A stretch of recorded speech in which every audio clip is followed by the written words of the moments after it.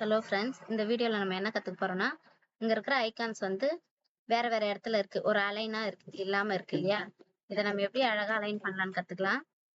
ஸ்க்ரீனில் ஒரு இடத்துல வச்சு ரைட் கிளிக் பண்ணி சார்ட் பை அப்படின்னு இருக்குது.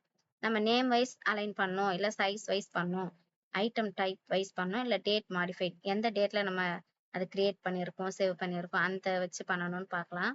ஃபஸ்ட்டு நேம் வைஸ் பண்ணிக்கலாம். இப்போ நேம் வைஸ் வந்து அலைன் ஆயிருக்கு. இல்லை எங்களுக்கு வந்து சைஸ் வைஸ் வேணும் அப்படின்னா சைஸ் படி அலைன் ஆயிருக்கு.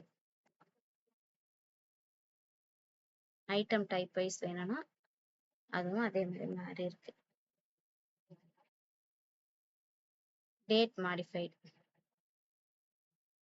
மாடிஃபைட்னா டேட் வைஸ் வந்து சேஞ்ச் ஆயிருக்கு. இந்த மாதிரி தான் நம்மளுடைய ஃபோல்டர்ஸ் ஃபைல்ஸ் எல்லாம் ஸ்க்ரீனில் வேற வேற இடத்துல இருந்தால் அலைன் பண்ணி அழகாக இந்த மாதிரி வச்சுக்கலாம். தேங்க்யூ.